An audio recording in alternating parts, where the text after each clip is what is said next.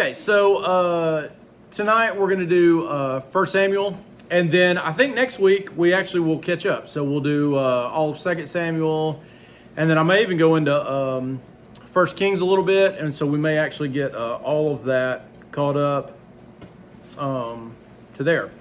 A lot of what we do tonight is also going to be pertinent to next week because, of course, we're doing 1 and 2 Samuel. So 1 Samuel, the introduction to that, is going to be the same introductory material. Note, in that same vein, that what we call 1 and 2 Samuel used to just be Samuel, right? It's just one book. And so later on, when it was translated into Greek, which we call, in some of the earliest Greek translations, it was separated out due to space constraints, right? Because on one scroll, you only have so much space. If you have a standard scroll, and so they split 1 and 2 Samuel, 1 and 2 Kings, all of those books like that, 1 and 2 Chronicles. They're originally one book, and they're separated out early on. As a matter of fact, the Septuagint, which is again the Greek translation of the Old Testament that was basically during the time of the New Testament, it was the the Bible of the New Testament authors. Hey, buddy. Okay.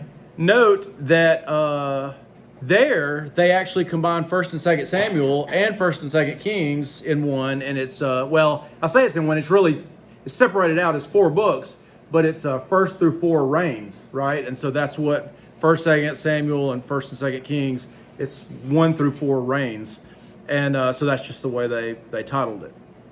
Note that the books of Samuel address the transition from the period of the judges, and that time period lasts about 400 years, right? So we're in the period of the judges for about 400 years. And what we know about the judges, of course, is that is a time of great apostasy, right? So we're talking 400 years of people not living like they're supposed to, worshiping pagan gods. We've gotten back into a pretty rough time where people aren't doing what they're supposed to be doing, and so we're going to move over from that into a monarchy. The kingship covenant is going to be established, of course, in the line of David. Note that the switch to a monarchy is necessitated by the fact that we have more international threats due to the instability of the area. So whereas the Israelites, they go in and they all work together, right? And they drive out most of the Canaanites. They take the land, and this was even a question that we had talked about. Somebody had a question about, it says they're, they get the land, but then they're still Canaanites. So technically, they live in the land and they've taken the land, but there's still some Canaanites there. And that's one of the deals is they're supposed to do is they're supposed to get rid of all the Canaanites. Of course, they don't do that, which leads to the apostasy that we're dealing with in Judges. And it creates international threats. And we talked about, last week, we talked about the Philistines coming in because of this, uncertainty as far as political instability. So the Philistines and the different people groups come in from the sea, and it creates a lot of issues. And so what we need now is we need Israel to come back together as one group, because right now all we have is these tribal governments that are, the individual tribes. And so we need everybody to come back together and fight as one Israel, right? Think of it as, when the colonies are first here, when in the Americas and everything. And so then all those colonies have to come together to fight, off the British or the French or whoever they're fighting. And then eventually they have to all get together to break away and, all of that stuff. So that they have to come together to do that because they can't do it individually. We all have to come together and form a nation, if you will. And so Israel was doing the same thing. It even made me think as I was reading through this, I was thinking of 9/11, right? So, obviously we're a nation. But what did we find during 9/11? We found that there was a lot of information that a lot of the individual organizations within the government had, but they didn't share that information with each other. And if they had shared the information with each other, then that could have been stopped. And it was just a matter of the different intelligence agencies not sharing information. And so now I think, I think they do, I would hope, you have the FBI and the CIA and the NSA and all those different groups, that I think they're a little more forthcoming with sharing information so that we don't have those types of, that type of issue again. I mean, even though, obviously you can't completely prevent it, but at least we can, the preventable things that, agencies know about, and once they all get together, they can put that information together. This is what Israel needs to do. We need to come together. We need to fight as one nation so that we can drive out these people that keep attacking us and fight as a nation. All right, so a king for Israel, right? Note, it kind of seems like when you read through it, it seems like that God is kind of taken aback by all of this whole idea of a king. And in a way, he is. Samuel certainly seems irritated by the whole ordeal. But note that God already planned on Israel having a king, right? So if you were to go back and look at Deuteronomy 17:14 through 20, it says, when you come to the land that the Lord your God is giving you, and you possess it and dwell in it, and then say, I will set a king over me like all the nations that are around me, you may indeed set a king over you, whom the Lord your God will choose. One from among your brothers you shall set as king over you. You may not put a foreigner over you who is not your brother. Only he must not acquire many horses for himself, or cause the people to return to Egypt in order to acquire many horses. Since the Lord has said to you, you shall never return that way again. And he shall not acquire many wives for himself, lest his heart turn away, nor shall he acquire for himself excessive silver and gold. Note it says he may not acquire many wives for himself, lest he turns astray.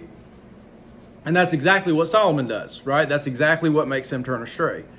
And when he sits on the throne of his kingdom, he shall write for himself in a book a copy of this law approved by the Levitical priests.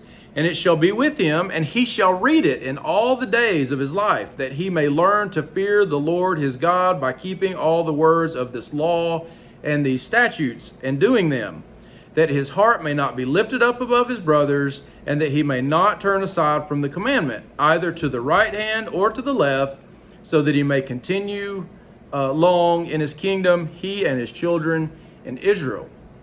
So note that the king was meant to rule according to the Mosaic law, under the protection of Yahweh as Yahweh's representative. That was the point. And so as long as we could do that, that would be okay. It's kind of like, we think today, of course we think that, if only we could get a godly president who would, in a Congress or whatever.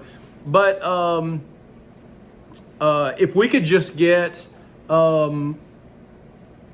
representatives who do what the people actually want them to do, right? The majority of people, that would be great, right? Just that would be great. But we don't even have that. And so they didn't either, right? They didn't have a king ready who was going to live like God wanted him to, and to rule the people according to God's will and just be his representative. Instead, note that the people lost faith because they were losing battles to those around them, specifically to the Philistines, but others too. But one major group that we hear about over and over is the Philistines. So they're fighting all these battles and they're losing, right? And so their thinking is, look, Yahweh is unable to protect us. He's obviously not able to, defeat these other people groups or their gods or whatever. And so we're going to need a king, right? Because then a king, maybe he can actually do something where Yahweh cannot. But note, it's not Yahweh's fault. It's their fault. It's their behavior which is making them lose these battles and such. So it is their not following the covenant. They are actually suffering the covenant curses. And a king is not going to cure their lack of faith and their apostasy and all of that. I mean, they're worshiping all these other gods. A king is not going to help that. They need heart change is what they need, right? I mean, in all fairness, it's the same with us, right? We always think if we, I said it a minute ago, but if we could get everybody on board with, godliness, then that would be great. But what do we always say every election? If we could get a good, godly president in there, and then I mean, some things turn out good, right? But in the end, ultimately, we don't really turn out much better as Christians, right? In other words, well, let's just say we don't have a whole lot of good, godly politicians, right? I think they may not. They may be mutually exclusive. Sometimes we get better than others, right? So that's the thing. I guess we always vote and we think in terms of, the lesser of two evils. It's sad that we even have to consider that.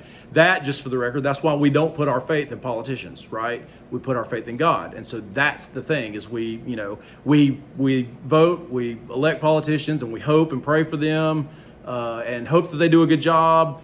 But ultimately, our faith is in God.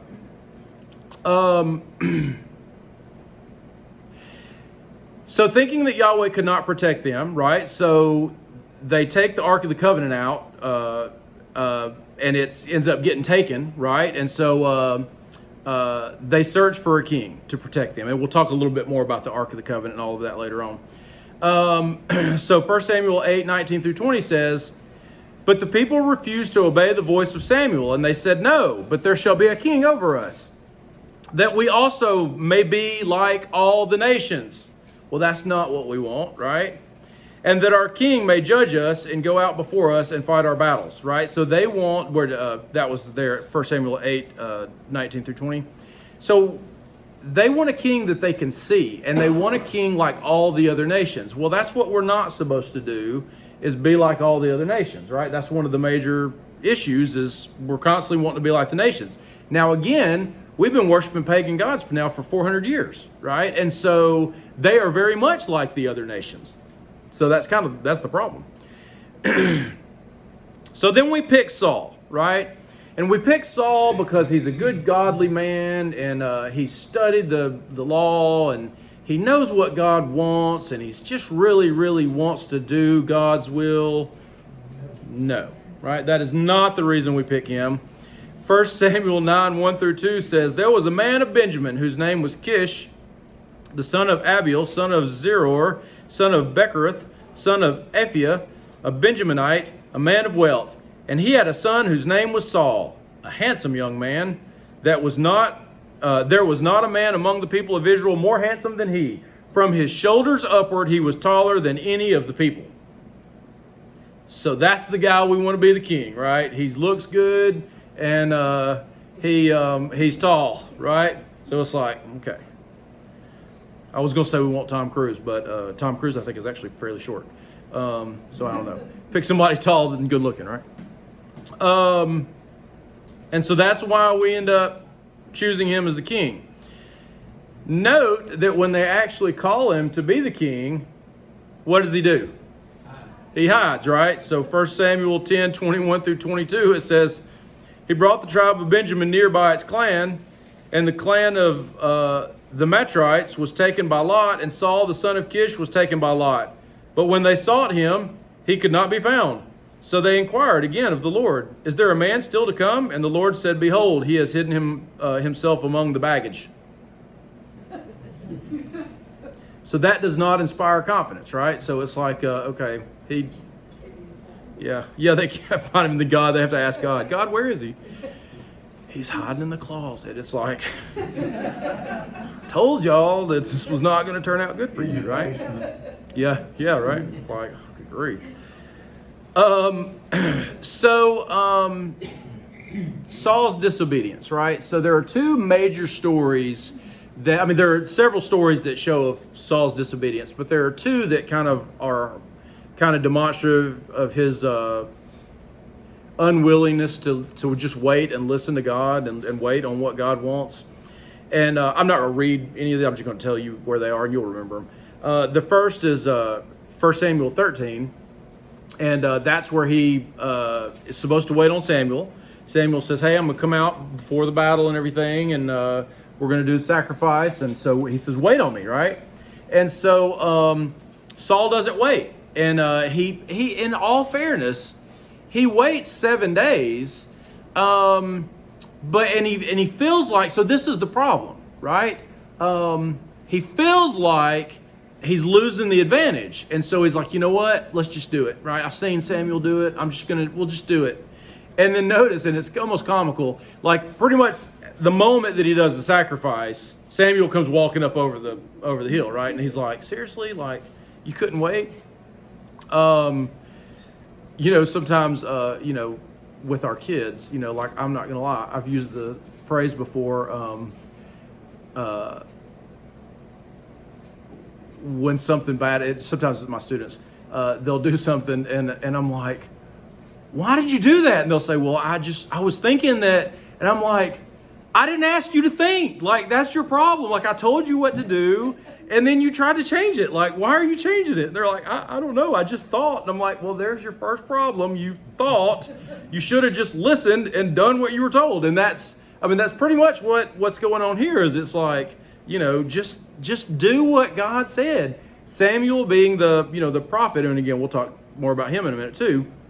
But that's the point, is you listen to him. He's been faithful to you and, from God, and what he said has worked out. So just calm down. It's like, just have some faith. If Samuel says he's going to come back, he's going to come back. So just wait, hold your horses. And then the second is at chapter 15, where Saul fails to carry out Yahweh's instructions to destroy everything in his fight against the Amalekites, right? And so there, and it says, and it's pretty rough, and so you kind of almost sympathize with him a little bit, because it says literally every man, woman, child, and animal, I think, is the actual list, right? And so it's like, you kill them all. And he doesn't do that. And I laugh because, not because of the killing the children and stuff, that's not funny. But so he keeps animals and stuff, right?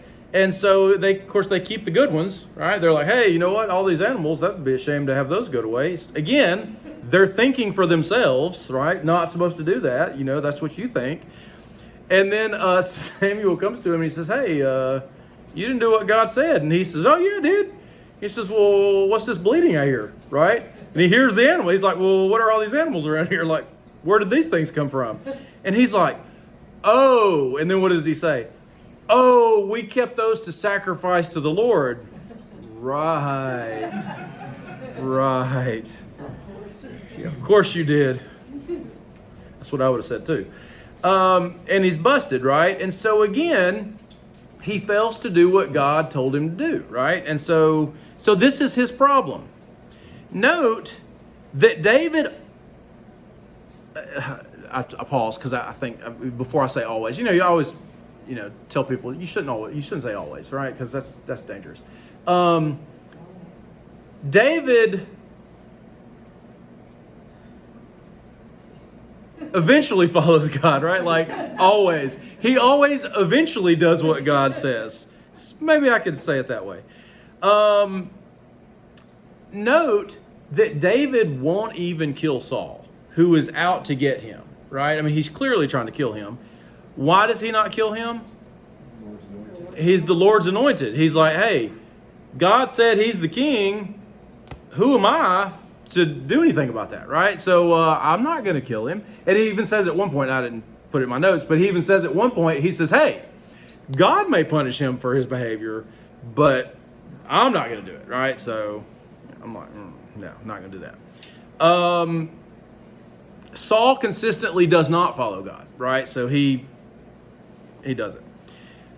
Saul is much more like the judges, right? And so we already know that the judges were bad, right? All the judges were bad. They just were raised up for moments to defeat God's enemies and Israel's enemies, right? But remember, we talked about them and we said they're not moral examples, right? They're bad people.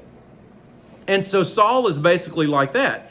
He may be doing a good job from here to there, defeating some enemies and such, but he's not listening to God. He's not doing the things that he's supposed to do. He is a product of his environment, right, where he is unfaithful.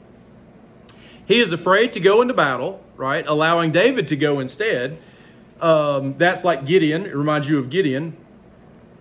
He makes a foolish vow which almost results in the death of Jonathan, where he said, if anybody eats, which is stupid anyway, because he's like, the soldiers again are doing well. And he says, all right, we're going to keep fighting. And if a man eats anything, then that man will die, right? Well, that's not smart because soldiers should eat, especially if they're winning. You want them to, stay going.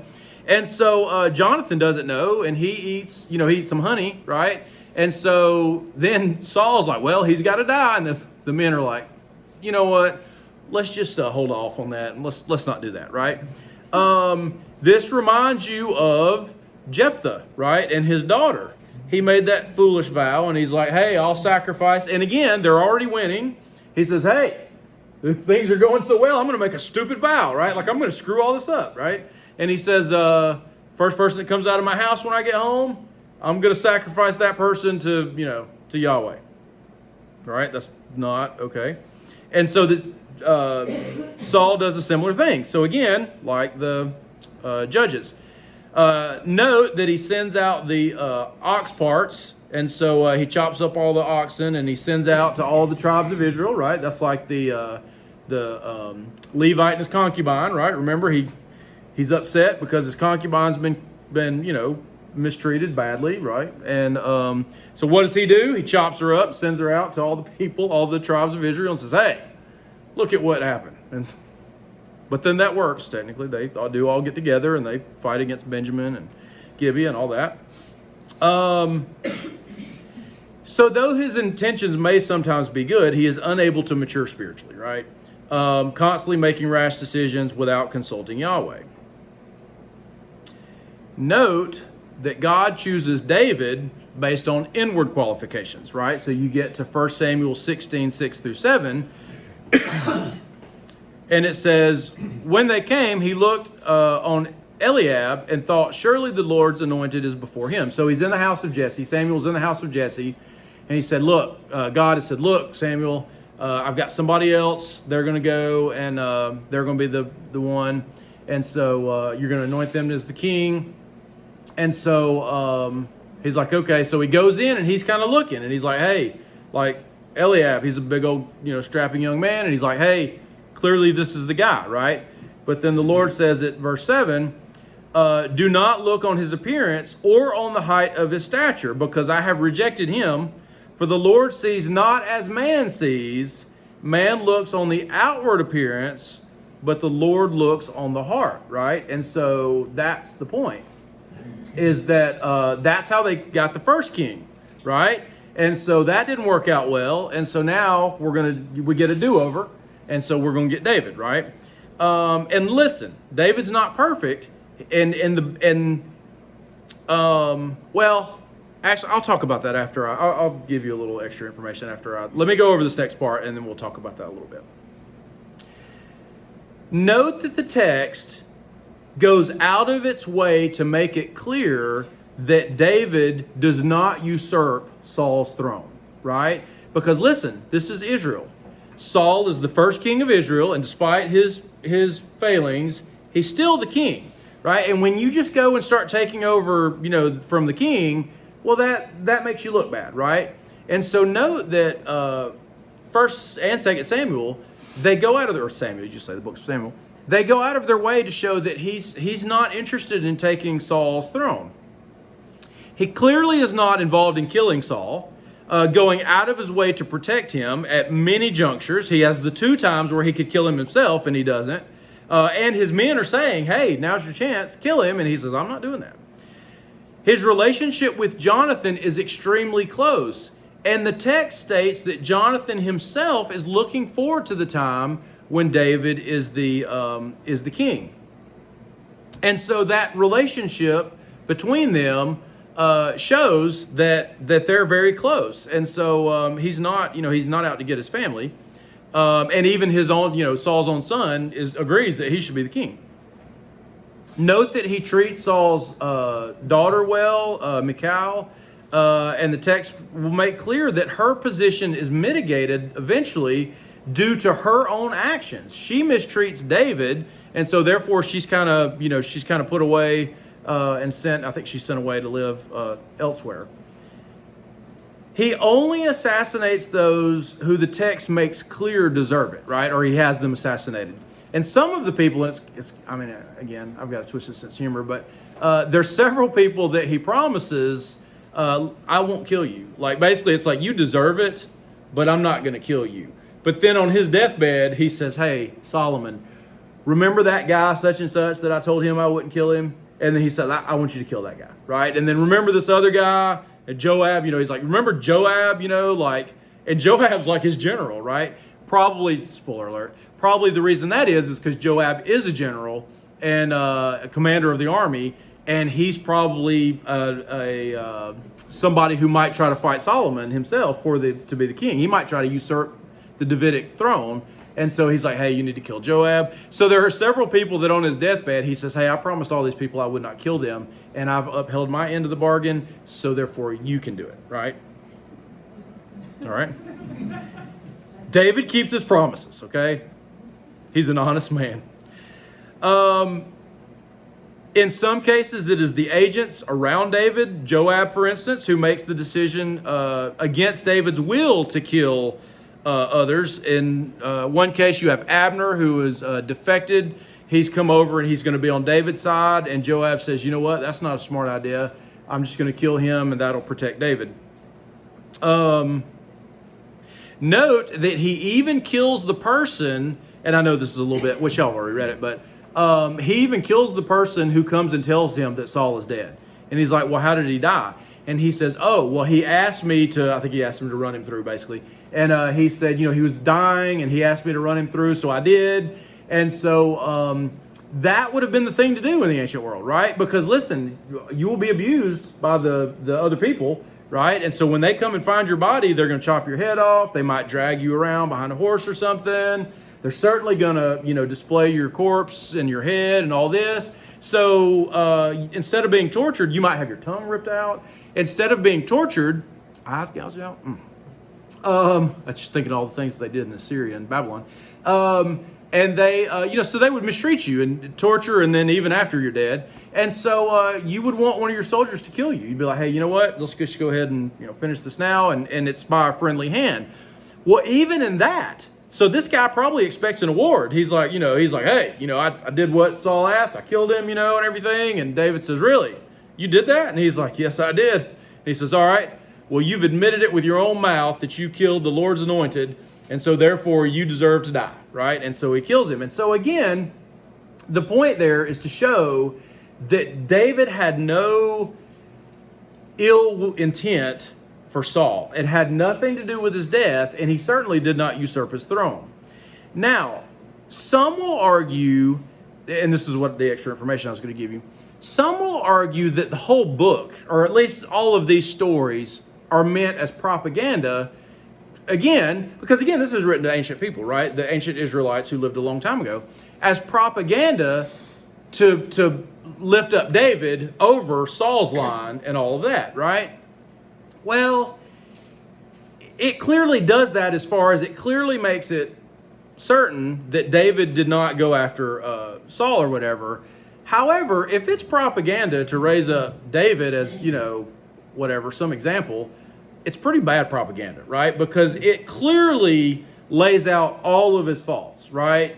And so, again, he is a great guy. He does many terrible things. He's a man after God's own heart. He's a great king, ultimately, and, people have faults. He has some pretty bad faults, but he also lived in a different time, right? And so, but if it's simply propaganda, we certainly wouldn't say all the negative things, right? That stuff would be left out. And so you get the good with the bad. And so, to call it propaganda like that, again, it'd be pretty bad propaganda. Okay. Samuel. So note that Samuel is the first official prophet office holder, right? That's a lot to say. If I said that fast, it would mess me up. Samuel is the first official prophet office holder, right? Okay. Why is that? Because prophets are to kings. And since Saul is the first king, well, that's the first time that we have a prophet who speaks to the king. We have the king becomes the civil order, and you have the or authority. You have the king as the civil authority, and you have, ultimately is what it ends up being, and then you have the prophet as the religious authority, right? The best example again of that is going to be Nathan and David. right? When Nathan comes to David and says, hey, you screwed up, this was stupid, David doesn't go, I'm going to kill you, and whatever. He's like, oh, I sure did. Man, that was bad. I'll do whatever I need to do, and he does it. That's the reason David's so great, is because he does screw up, but he always repents afterwards and realizes that what he did was wrong, and he has a true repentant heart. And so when Nathan comes to him, he says, hey, this is bad, and he says, oh man, you're right, it is bad, and then he does what he needs to do. Later, the prophets, they still go to the kings, right? But once the kings start saying, you know what, I really don't like to hear the things that you say because it's always bad news, so don't talk to me anymore. Like Ahab, he does that a lot, right? He's like, you know what, you're always bringing me bad news. I don't want to hear it, so don't come to me anymore, right? And then when people say, we should go get, whoever, Isaiah or whatever, he's like, you know what, I don't want to hear from him. Well, that's not the way that's supposed to work. They're the spiritual authority. They're the ones who bring the message from God. The king, when it's a king, it says, thus says the king. When the prophet speaks, the prophet says, thus says the Lord, right? And so those two things need to go hand in hand. Particularly if the king is not going to say, thus says the Lord, then we need the prophet. And so you have Samuel as that first official prophet office holder. What is the job of a prophet? Well, and I think we talked about this before, but we think of a prophet as foretelling the future, right? Note that is very little of what a prophet's job is, okay? Throughout the Old Testament, if I'm right, I think the figure is about 10% of what all the prophets said had to do with future, and then most of that is fulfilled in the New Testament time, right? And so, because a lot of that had to do with the Messiah and different things like that, and so the vast majority of that is fulfilled in the New Testament with Jesus and all of that. And so I think the figure then is that less than 1% of all the prophecy in the Bible is still yet to be fulfilled. And so that would have to do with the second coming, final judgment, the new heavens and the new earth come together, your final state as a Christian and the final state of unbelievers and all of that. Those are the only things really that are still yet to come. So it's less foretelling and much more what we call forthtelling, right? So forthtelling is, hey, you need to get your stuff together. You're not living right. You need to start living like you're supposed to be living, right? That is the vast majority of what the prophets, what their message is. And that's what Samuel does the vast majority of. Okay, so Samuel's mom, right? So you get Hannah versus Eli. So you have Hannah, the mother of Samuel, who, is not able to conceive until finally she conceives with Samuel. And you have Eli, the high priest, right? And so Hannah, a layperson, Levi, the high priest, right? You have Hannah, the woman, versus Eli, the high priest man, right? You have Hannah, who dedicates her son to Yahweh, but you have Eli, who neglects his sons and allows them to do whatever they want to do in the service of God, or the supposed service of God. Hannah, the devoted woman who prays fervently to the Lord for a child, and note, Eli doesn't even recognize fervent prayer when he sees it, right? She's over there praying and stuff, and he says, are you drunk? And she's like, no, I was praying to God. And he's like, oh, okay, sorry, good luck. I mean, it's like basically like, I hope that works out. Sorry, he doesn't even argue with her. He's like, really, is that what that looks like? Oh, okay, right? He's the high priest. He should be able to recognize these things. So 1 Samuel 1:24 through 28, again talking about Hannah and Samuel, it says, and when she had weaned him, Samuel, she took him up with her along with a 3-year-old bull, an ephah of flour, and a skin of wine, and she brought him to the house of the Lord at Shiloh, and the child was young. Then they slaughtered the bull, and they brought the child to Eli. And she said, oh, my Lord, as you live, my Lord, I am the woman who was standing here in your presence, praying to the Lord. For this child I For this child I prayed, and the Lord has granted me my petition that I made to him. Therefore I have lent him to the Lord. As long as he lives, he is lent to the Lord." And he worshiped the Lord there, right? So she gives up her child in the service of the church, or the temple, or not a temple yet, in service of God, right? So then you get Eli's sons at 1 Samuel 2:12 through 17, where it says, "Now the sons of Eli were worthless men." So I mean that just comes out and tells you right there. They did not know the Lord. They're working at the tabernacle. I guess it has to be the tabernacle. But they're working in the service of God. But yet it says that they don't know Yahweh.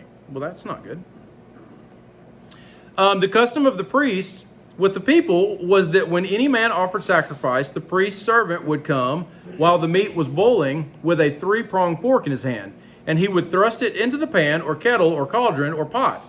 All that the fork brought up, the priest would take for himself. This is what they did at Shiloh to all the Israelites who came there. Note, that's how they get their meals, right? Is through these sacrifices and stuff. But they only get certain parts, right? They can't eat the fatted portions and all of that. So they reach in, they grab their portion, and that's it. That's what you get.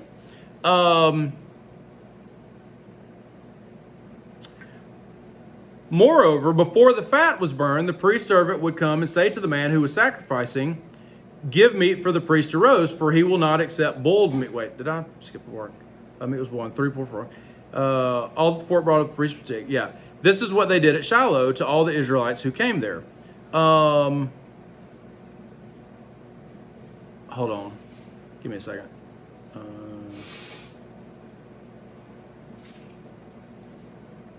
I'm sorry. I spoke incorrectly. That's not what they're supposed to be doing. This is part of what they're doing bad, right? There are parts that the priests are supposed to eat, and what they're doing is they're taking parts out while it's cooking, and they're taking it. That's not what they're supposed to be doing. I apologize. Moreover, before the fat was burned, the priest servant would come and say to the man who was sacrificing, "Give meat for the priest to roast, for he will not accept boiled meat from you, but only raw," right? Which he was supposed to get from some of the boiled meat.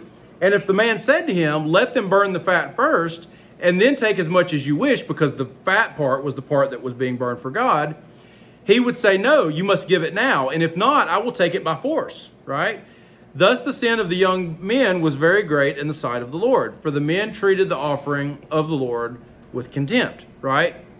So it would be like if you came in and you were trying to tithe, and then, Zach came up and he took some money out and he said, "All right, you have to write me what if he said, "You have to write me a personal check," right? And then whatever else you want to put in the offering plate, then you can do that, but you have to write a check. Or let's say Donnie, we'll use Donnie, right? Donnie comes to you and says, "Hey, you need to write Zach a personal check," and then the rest of it, you can do whatever you want. You can put it in the offering plate or whatever. Obviously, that would be frowned upon, right? And obviously they would never do that in a million years. But that would be crazy. And you'd be like, this is definitely not right. Well, then you're like, "I'm not doing that." And then, Micah and, Zach and Ken all come up and they're like, "Hey, you know what? I'll take you out back and take it from you." All right. That would be bad. It's a hilarious picture in my mind. Then at 1 Samuel 2:22 through 25, it says, "Now Eli was very old, and he kept hearing all that his sons were doing to all Israel, and how they lay with the women who were serving at the entrance to the tent of meeting. And he said to them, 'Why do you do such things? For I hear of your evil dealings from all these people. No, my sons, it is no good report that I hear the people of the Lord spreading abroad. If someone sins against a man, God will mediate for him. But if someone sins against the Lord, who can intercede for him?' But they would not listen to the voice of their father, for it was the will of the Lord to put them to death," right? So they won't listen. They're going to end up dead. That seems ridiculous to us, obviously. But note that they are treating the women as though they're temple prostitutes, right? And so again, we've been worshiping pagan gods. It says they don't know the Lord. So they're treating them like all these other temple prostitutes that all these other religions that we worship have. And so it's like, oh, wait a minute. Why don't we have the temple prostitutes, right? we should have temple prostitutes. And so that's what they do, is they treat them like temple prostitutes. It shows you how screwed up their religion has gotten amongst all of these people, which is exactly what it was said was going to happen. 1 Samuel 3:10 through 14, and the Lord came and stood, calling as at other times, Samuel, Samuel, and Samuel said, Speak, for your servant hears. Then the Lord said to Samuel, Behold, I am about to do a thing in Israel at which the two ears of everyone who hears it will tingle. On that day I will fulfill against Eli all that I have spoken concerning his house from the beginning to end. And I declare to him that I am about to punish his house forever for the iniquity that he knew, because his sons were blaspheming God, and he did not restrain them. Therefore I swear to the house of Eli that the iniquity of Eli's house shall not be atoned for by sacrifice or offering forever, right? And so note that this is after the third time that, or at the third time, Eli finally says, hey, that's God trying to speak to you. And he says, hey, you need to go ask, say, Lord, what do you want from your servant? And he says, listen and come and tell me what he says, right? Well, notice they have the awkward conversation afterward where it's like, so what did God say? And he's like, things aren't looking good for you, right? Or your kids or your whole family. Like your whole family line is like, right? And so, but to his credit, how does Eli react? He says whatever God says. He says, you know what? God is right, and whatever he says. So there at least you get, he gets some credit. Okay. The Ark of the Covenant. So note that the Ark of the Covenant is captured by the Philistines. It's not really captured so much as it is a self-imposed exile from God for himself to abandon Israel. That's the point, right? Is it's like, you know what? Fine, just let them take it, because I don't really want to be around them anyway, because they get on my nerves. Note that the Israelites seek to manipulate God by taking the ark out and forcing God to fight for them. They don't think that Yahweh will allow himself or his ark to be taken, which is the throne of God or the footstool of God, or however it, it describes it in somewhat different ways. But it has to do with God's throne, right? So it represents God with his people. And so they're like, well, surely God's not going to let his the ark be taken into captivity. So if we take it out there, then we'll win, because he's going to fight. The gods are going to fight, and we're going to win out, right? So let's see if I want to read all this. Yeah, sure. So at 1 Samuel 4:3 through 11, it says, And when the people came to the camp, the elders of Israel said, Why has the Lord defeated us today before the Philistines? Let us bring the ark of the covenant of the Lord here from Shiloh, that it may come among us and save us from the power of our enemies. So they're going to manipulate God. They're like, hey, we'll force God's hand. So the people sent to Shiloh and brought from there the ark of the covenant of the Lord of hosts, who is enthroned on the cherubim. And the two sons of Eli, Hophni, and Phinehas were there with the ark of the covenant of God. As soon as the ark of the covenant of the Lord came into the camp, all Israel gave a mighty shout, so that the earth resounded. So they're excited. And when the Philistines heard the noise of the shouting, they said, What is this great shouting in the camp? So they get afraid, right? So they're like, oh gosh, the God of Israel has now come into the camp, and he's the same God that defeated the gods of Egypt, right? And so they're like, well, this is scary. Well, then it just makes them fight harder, because they're like, well, now we're really fighting for our lives. And so they fight harder, and then they win, right? And so then you have the ark taken to the temple of Dagon, which is at 1 Samuel 5:1 through 5. It says, when the Philistines captured the ark of God, they brought it from Ebenezer to Ashdod. Then the Philistines took the ark of God and brought it into the house of Dagon and set it up beside Dagon. Note that the god Dagon is the same as the god Baal. Not Baal, B-A-A-L, but B-E-L. So if you see B-E-L, which you see in, particularly you see it in the Apocrypha, in the story of Baal and the dragon, in the additions to Daniel, there's a humorous story there about the priests of Baal and all that. But it is a different god than B-A-A-L. So they set it beside Dagon. And when the people of Ashdod rose early the next day, behold, Dagon had fallen face down on the ground before the ark of the Lord. So they took Dagon and put him back into his place. So note that it's as though he's bowing down to Yahweh in his own temple, right? But when they arose early the next morning, behold, Dagon had fallen face downward on the ground before the ark of the Lord, and the head of Dagon and both his hands were lying cut off on the threshold. Only the trunk of Dagon was left to him, right? So now Yahweh has chopped off his hands and his head, right? And so that's a problem for Dagon. This is why the priests of Dagon and all who enter the house of Dagon do not tread on the threshold of Dagon in Ashdod to this day, right? And I'll be honest, I did not look up that reference. I should have.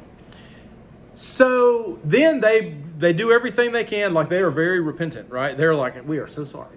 And so that's where you get the sympathetic magic, remember, where they make the tumors and the mice, and that has something to do with with all of the plagues and stuff that God sends on them.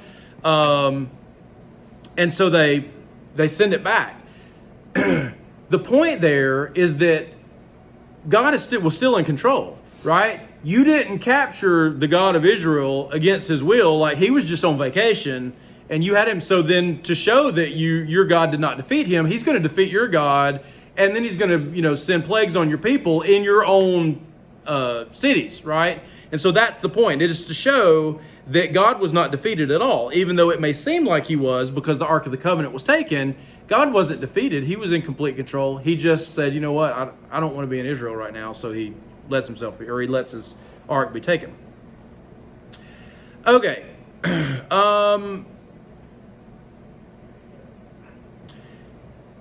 David, Goliath, and the contest of champions, right? And we've talked about this in the past, but it's worth going over again.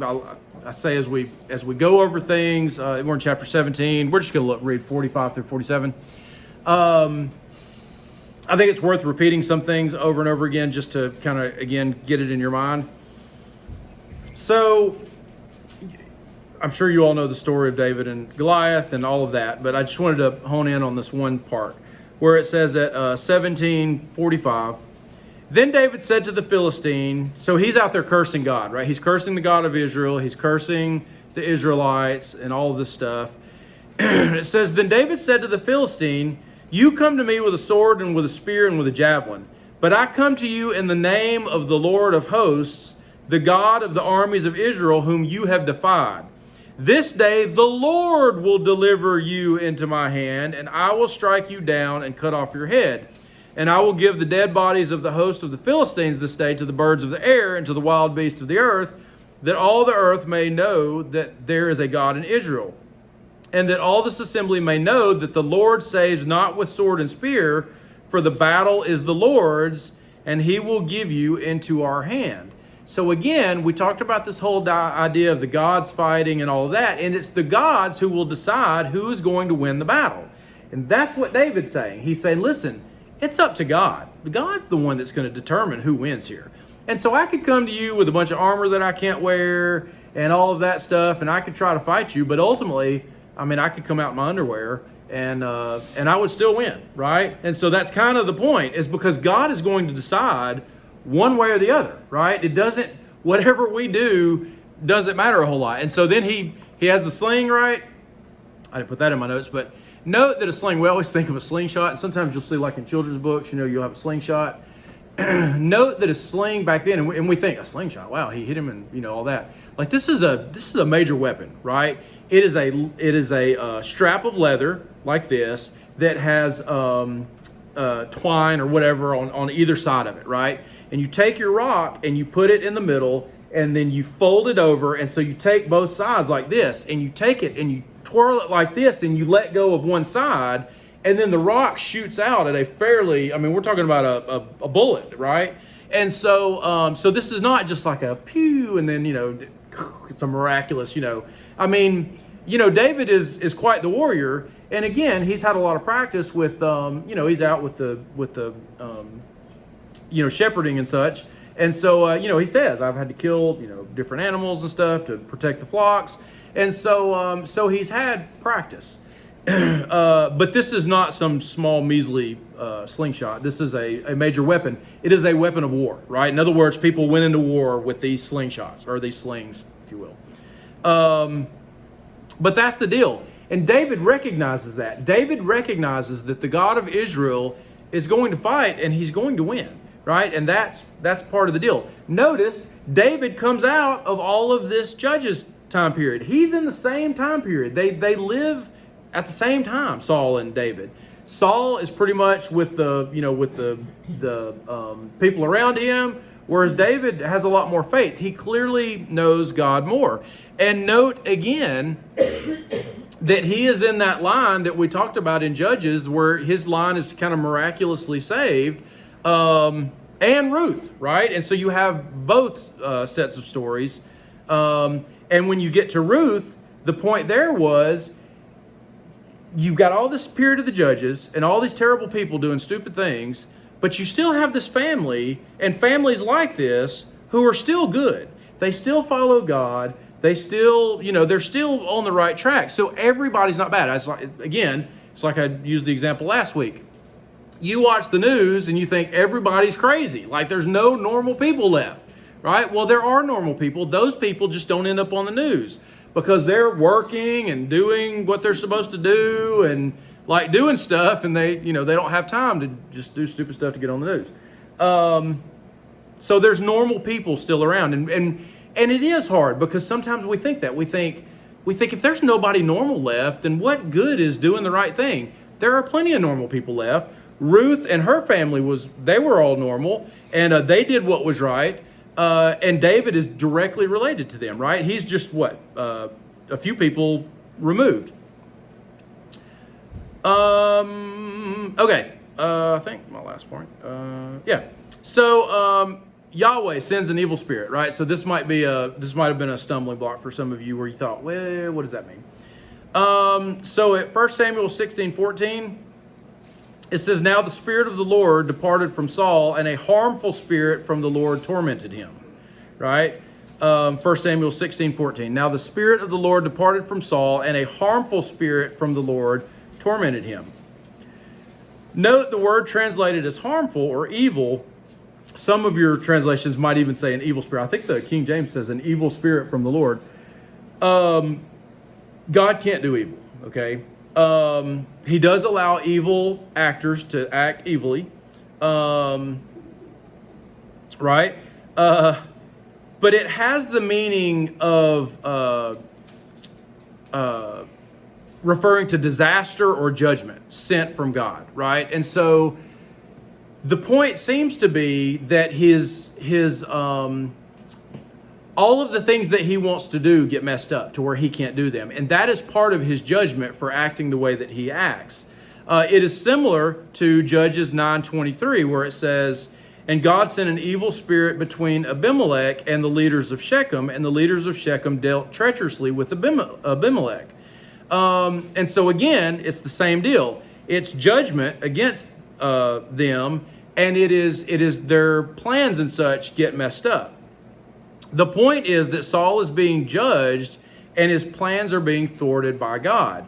And again, he's much like the Judges, and so the same wording is used in both places. However, I will refer back to you, though, when we talked about in 1 Kings, I believe it is, where we had God's divine counsel, right? And we had God saying, hey, we need to kill off Ahab. How are we going to do that? And it says this spirit said one thing and another spirit said another. And then the one spirit said, hey, I'll put a lying word into the mouths of his prophets, and that'll get him killed. And Yahweh said, okay, let's do that. That sounds like a good plan, right? So he literally sends a spirit out to put a lying word into his ears, Ahab's ears, from his prophets. And so there he sends a spirit out to do the same type of thing. He sends a spirit out to thwart his plans. So it's the same kind of deal. So in the sovereignty of God, remember, he uses earthly people, humans, to do his will on earth. He uses divine beings to do his will in the divine world.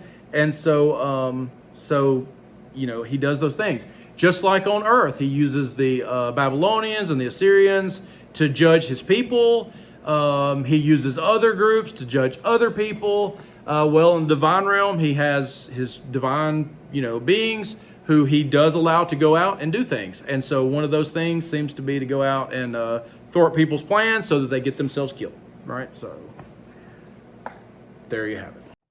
Thanks for watching, and please feel free to leave a comment or question. And if you found this video helpful, hit like. And if you would like to be notified when new videos are released, hit subscribe and join us next time as we study the Bible in context.